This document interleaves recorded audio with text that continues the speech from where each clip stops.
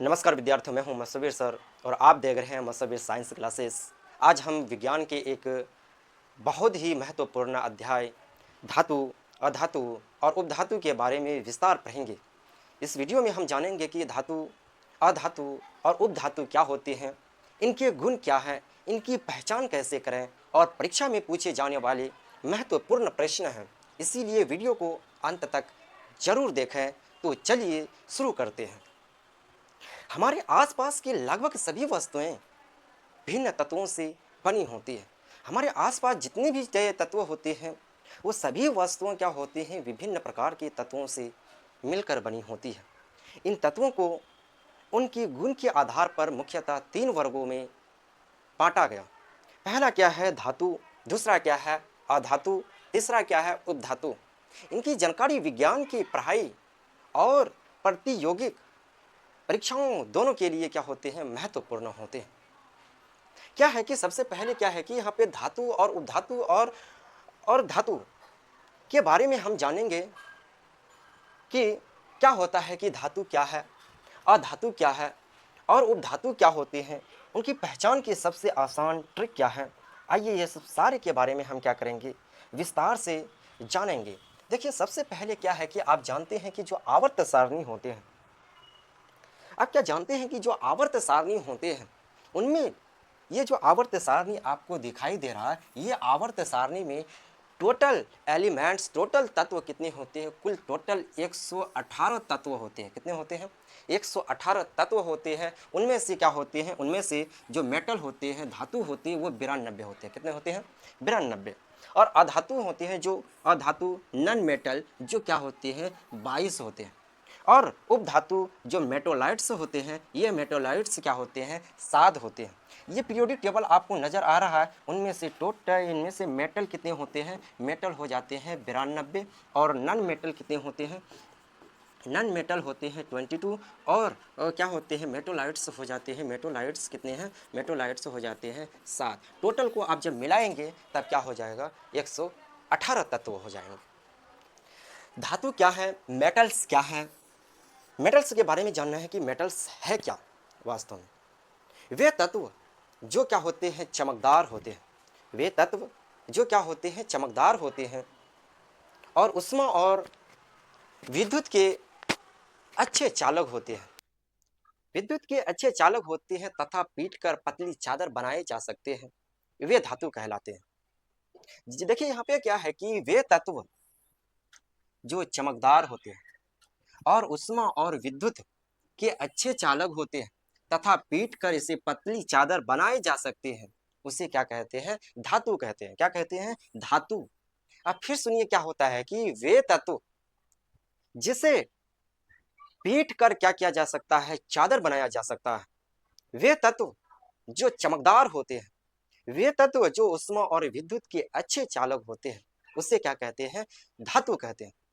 जैसे उदाहरण के लिए क्या है, लोहा हो गया, तांबा हो गया, अल्युमिनियम हो गया, सोना हो गया, ये सब सारे क्या है, धातु हैं। अब यहाँ पे आइए कि आगे क्या है, क्या है कि अब क्या है, अधातु। अब क्या है, अधातु नॉन मेटल्स। क्या है, अधातु नॉन मेटल्स। समझिए क्या है कि अधातु क्या होते हैं, वे तत्व जो उष्मा और विद्युत के क्या होते हैं, कुचालक होते हैं तथा जिसमें धातु जैसे गुण नहीं पाए जाते हैं, उसे क्या कहते हैं, अधातु कहते हैं। क्या कहते हैं, वे तत्व जो उष्मा और विद्युत के क्या होते हैं, कुचालक होते हैं तथा जिसमें क्या होती है, धातुओं के गुण नहीं पाए जाते हैं, उसे क्या कहते हैं, अधातु कहते हैं। जैसे क्या होता है कि ऑक्सीजन हो गया, नाइट्रोजन हो गया, सल्फर हो गया, क्लोरीन हो गया, ये सब सारे क्या है, अधातु हैं। यहाँ पे क्या लिखा हुआ है कि वे तत्व क्या है, वे तत्व जो उष्मा और विद्युत के कुचालक होते हैं। क्या होते हैं, विद्युत विद्युत और उष्मा के क्या होते हैं, कुचालक होते हैं तथा जिसमें धातुओं जैसे गुण नहीं पाए जाते हैं, उसे क्या कहते हैं, अधातु कहते हैं। क्या है, उदाहरण के लिए यहाँ पे दिया हुआ है, ऑक्सीजन हो गया, नाइट्रोजन हो गया, सल्फर हो गया और कार्बन, क्लोरीन, ये सब सारे क्या हैं, अधातु हैं। धातु, अधातु समझ में आ गया होगा।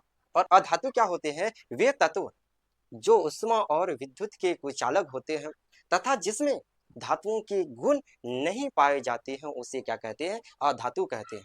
जैसे क्या है? ऑक्सीजन हो गया, नाइट्रोजन हो गया, सल्फर हो गया, क्लोरीन हो गया, कार्बन, ये सब सारे में क्या होते हैं? धातु के गुण नहीं पाए जाते हैं। अब क्या है कि अब पढ़ना है क्या? उपधातु। मेटोलाइट्स क्या है? क्या है कि उपधातु, उपधातु क्या होते हैं? यहाँ पे दिया हुआ है कि उपधातु, सुनिएगा मेरी बात को गौर से सुनिएगा।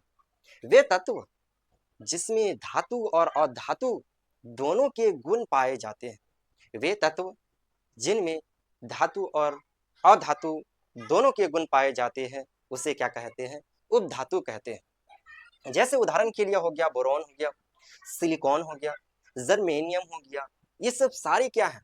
उपधातु है। क्या है? उपधातु है। यहाँ पे लिखा हुआ क्या है कि वे तत्व जिनमें क्या है कि धातु और अधातु दोनों गुण पाए जाते हैं, उसे क्या कहते हैं? उपधातु कहते हैं। जैसे उदाहरण के लिए क्या है कि बोरॉन हो गया, सिलिकॉन हो गया, जर्मेनियम हो गया, आर्सेनिक हो गया, ये सब सारे क्या है? उपधातु है। क्या है? उपधातु। धातु और अधातु और उपधातु के बारे में आपको अच्छे तरीके से समझ में आ गया होगा। अब हमको पहचानना है क्या धातु क्या होते हैं, अधातु क्या है और उपधातु क्या है। ये सब सारी चीज़ों को पहचानने का बेस्ट ट्रिक अभी बताएंगे। जस्ट क्या है कि यहाँ पे चलिए आगे बढ़ते हैं कि इनके ट्रिक को जानते हैं कि हम अगर अधातु आ जाए, अगर धातु आ जाए, उपधातु आ जाए तो हम कैसे पहचाने। देखिए यहाँ पे क्या है, सबसे पहले ट्रिक दिया हुआ है। क्या ट्रिक है? धातु के अंत में, किसके अंत में? धातु के अंत में माँ हो या यम हो, क्या हो? माँ हो या यम हो, तो समझ जाइए वो क्या है? धातु है। क्या है? धातु। देखिए सबके लास्ट में अभी देखिएगा क्या आएगा? यम आएगा, यम आएगा। जैसे क्या है? लिथियम हो गया, देखिए लास्ट में क्या आता है? यम आता है। और बेरिलियम क्या है? बेरिलियम क्या है? बेरिलियम का भी लास्ट में देखिए यमा आता है। सोडियम हो गया, ये सोडियम भी क्या है? ये धातु है, धातु है, इसका भी लास्ट में क्या आता है? यमा आता है। जैसे उदाहरण, और उदाहरण क्या है? मैग्नीशियम हो गया, ये मैग्नीशियम भी क्या है? धातु है, लास्ट में क्या आता है? यमा आता है। जैसे और क्या है कि एल्युमिनियम हो गया, ये एल्युमिनियम का भी लास्ट में क्या आता है? यमा आता है। जिस तरह पोटेशियम हो गया, कैल्शियम हो गया, टाइटेनियम हो गया, ये सब सारे के लास्ट में क्या आते हैं? यम आते हैं या मा आते हैं। इतना बात आपको पता होना चाहिए कि जो धातु होते हैं, धातु की लास्ट नाम में क्या आते हैं? मा या यम आते हैं। तो समझ जाइए वो क्या है? धातु है। क्या है? धातु। और आप देखिए कि उपधातु क्या होते हैं? उपधातु, धातु तो पहचानने सीख गए सर। अब क्या है कि अधातु को कैसे पहचाने? देखिए धातु और धातु को पहचानने का भी ट्रिक है। क्या है कि अधातु को कैसे पहचाने? अधातु के अंत में ना या स या र हो, तब आप समझ जाएंगे कि ये क्या है? अधातु है। जैसे उदाहरण के लिए क्या है? कार्बन हो गया, नाइट्रोजन है, हाइड्रोजन है, ऑक्सीजन हो गया, क्लोरीन हो गया। देखिए सबके लास्ट में न या स या र आ जाए तो समझ जाइए कि ये सब सारे क्या है? अधातु है। क्या है? अधातु। अब अपवाद में क्या है कि जैसे अपवाद में हीलियम आ जाता है, यम आ जाता है, तो हम अभी पिछले क्लास में क्या, अभी पिछले वीडियो में क्या बताए थे कि जो धातु होते हैं उनके लास्ट में क्या होते हैं? यम लगते हैं। ये हीलियम जो होता है ये क्या है? अधातु है, लेकिन ये क्या है? अपवाद है। समझे? इस चीजों को याद रखिएगा। यहाँ पे देखिएगा क्या है। अब देखिए यहाँ पे क्या है कि धातु और अधातु को पहचानने का ट्रिक तो हमको समझ में आ गया, लेकिन उपधातु को हम कैसे पहचाना? ये भी बेस्ट तरीका है। क्या उपधातु को पहचानने का बेस्ट तरीका हम बताते हैं क्या है। देखिए उपधातु क्या होता है? उपधातु, उपधातु में एक ट्रिक है। क्या है कि बॉस जी आए टाइम पे। क्या है? बॉस जी आए टाइम पे। वो मतलब क्या होता है कि वो मतलब हो गया बोरोन। क्या है? बोरोन। वो मतलब क्या होता है? बोरोन। और सौ का मतलब क्या होता है? सिलिकॉन हो गया। सौ मतलब क्या होता है? सिलिकॉन। और जी का क्या आ जाता है? जेरिनियम। जेरिनियम, जेरेनियम आ गया। और अ से क्या आता है? अ से आ जाएगा क्या? आर्सेनिक। क्या आता है? आर्सेनिक। और ए से क्या आता है? ए से आएगा एंटी मनी। क्या आता है? Anti money. और टाई मतलब क्या आता है? टाई में आ जाएगा टे टेल्यूरियम आ जाएगा। क्या आ जाएगा? टेल्यूरियम। टाई से क्या आता है? टेल्यूरियम आता है। और Pf4 क्या आता है, Pf4 क्या आता है, P में आ जाता है पोलोनियम।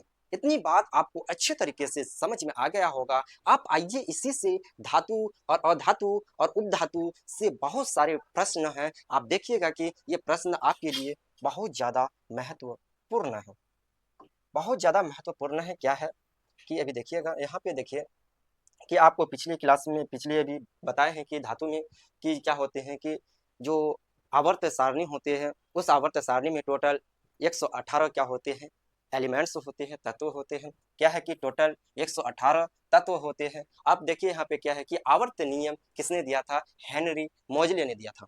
आवर्त नियम किसने दिया था, हेनरी मोजले ने दिया था। किसने दिया था, हेनरी मोजले। इन्होंने कब दिया था, 1913 ईस्वी में दिया था। लेकिन हाँ, आप जानते हैं कि आवर्त सारणी में कुल तत्वों की संख्या 118 है और उनमें से प्राकृतिक तत्वों की संख्या कितनी है, 98 है।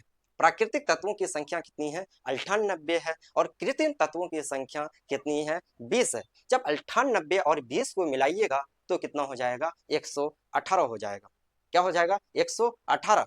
अब धातु तत्वों की संख्या आपको बताए थे कि धातु की संख्या कितनी है, 92 है। और धातु की संख्या कितनी है, और धातु की संख्या है 22 है। और उपधातु की संख्या कितनी है, 7 है। ये बात वो आप क्या करें, याद रखिएगा। जितना हो सके उतना आप क्या कर सकते हैं, इस चीज़ों को रिवीजन कर सकते हैं। ठीक है, तो आइए हम आगे बढ़ते हैं। आगे क्या है, क्या है कि यहाँ पे दिया हुआ है कि प्रथम कृत्रिम तत्व, प्रथम क्या है कि प्रथम कृत्रिम तत्व टेक्नीशियम है। प्रथम कृत्रिम तत्व क्या है, टेक्नीशियम है। और एकमात्र द्रव्य धातु जिसे क्या कहा जाता है, मरकरी और पारा के नाम से आप क्या करते हैं, जानते हैं। और आपको ये भी पता है कि सबसे हल्का तत्व क्या है, हाइड्रोजन है। या सबसे हल्की धातु क्या है, लिथियम है। सबसे कठोर प्राकृतिक पदार्थ क्या है, डायमंड है। और सबसे अधिक क्रियाशील धातु क्या है, सबसे अधिक सबसे सबसे अधिक क्रियाशील धातु क्या है, फ्रेंसियम है। क्या है, फ्रेंसियम। सबसे अधिक क्रियाशील धातु फ्रेंसियम है। और सबसे अधिक क्रियाशील अधातु क्या है, फ्लोरीन। फ्लोरीन क्या है कि ये अधातु होते हैं, क्या होते हैं, सबसे ज़्यादा क्रियाशील होते हैं। और क्या है, धातु का सबसे अच्छा चालक, धातु का सबसे अच्छा चालक होता है क्या, चांदी। सबसे अच्छा धातु का सबसे अच्छा चालक क्या होते हैं, चांदी होते हैं। और उष्मा उष्मा का सबसे अच्छी चालक क्या है, ये भी सिल्वर ही है। और क्या है कि सबसे भारी प्राकृतिक तत्व, सबसे भारी प्राकृतिक तत्व क्या है, यूरेनियम। क्या है, यूरेनियम। इतनी बात आपको अच्छे तरीके से समझ में आ गया होगा। फिर देखिए हम क्या करते हैं, रिवीजन कर देते हैं, सुनिएगा। प्रथम कृत्रिम तत्व क्या है, टेक्नीशियम है। और एकमात्र द्रव्य धातु क्या है, पारा है। और एकमात्र अधातु ब्रोमीन है। और सबसे हल्का तत्व हाइड्रोजन। और सबसे हल्की धातु लिथियम। और सबसे कठोर प्राकृतिक तत्व डायमंड है। ये सब सारे आप क्या करेंगे। और क्या है कि विद्युत का सबसे अच्छा चालक क्या है, सिल्वर है। और उष्मा का सबसे अच्छा चालक क्या है, वो भी सिल्वर है। और सबसे भारी प्राकृतिक तत्व क्या है, यूरेनियम है। इतनी बात आपको अच्छे तरीके से समझ में आ गया है। तो आइए हम क्या करते हैं, क्लास को आगे बढ़ाते हैं। अब यहाँ पे देखिएगा क्या है, क्या है कि सबसे भारी तत्व क्या है, ओशियम। क्या है, ओसमियम है। क्या है, सबसे भारी तत्व ओसीमियम है। क्या है, सबसे भारी तत्व ओसीमियम है। और सबसे हल्का धातु हाइड्रोजन है। अधातु, सबसे हल्का अधातु क्या है, हाइड्रोजन है। और कमरे की ताप पर द्रव में रहने वाली अधातु क्या है, ब्रोमीन है। और सबसे अधिक तन्य धातु क्या है, गोल्ड है। क्या है, सोना है। और क्या है कि सबसे अधिक आघातवर्धीय धातु वो भी क्या है, सोना है। और सबसे कठोर धातु क्रोमियम है। क्या है, क्रोमियम है।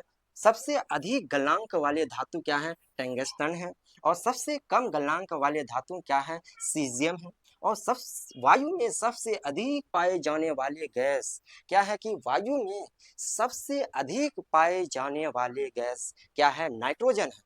वायुमंडल में नाइट्रोजन 78% है। कितना परसेंटेज है, 78% है। क्या, नाइट्रोजन। इसीलिए क्या होता है कि वायु में सबसे अधिक पाए जाने वाला गैस क्या है, नाइट्रोजन है। अब क्या है कि मानव शरीर में सर्वाधिक पाए जाने वाला गैस क्या करती है, हर मनुष्य क्या करती हैं, ऑक्सीजन लेती हैं और क्या करते हैं, कार्बन डाइऑक्साइड को छोड़ती है। इसीलिए यहाँ पे क्या है कि मानव शरीर में सर्वाधिक पाए जाने वाला तत्व ऑक्सीजन, क्या है, ऑक्सीजन। और पृथ्वी की पर, पर पट्टी में क्या होती है, सर्वाधिक पाए जाने वाले जो गैस होती है वह क्या होते हैं, ऑक्सीजन होते हैं। सर ये क्या है कि पृथ्वी की पट्टी में सर्वाधिक पाई जाने वाली जो तत्व है वो क्या है, ऑक्सीजन है। और ब्रह्मांड में सर्वाधिक पाए जाने वाला जो तत्व है वो क्या है, हाइड्रोजन है। ब्रह्मांड में सर्वाधिक पाए जाने वाला जो तत्व है वो क्या है, हाइड्रोजन है, क्या है, हाइड्रोजन। और सबसे अधिक विद्युत चालक धातु, सबसे अधिक विद्युत चालक धातु क्या है, सिल्वर है, क्या है, सिल्वर। और सबसे अधिक उपयोग में आने वाला धातु, सबसे अधिक उपयोग में आने वाला धातु क्या है, आयरन है, क्या है, आयरन, क्या है, आयरन।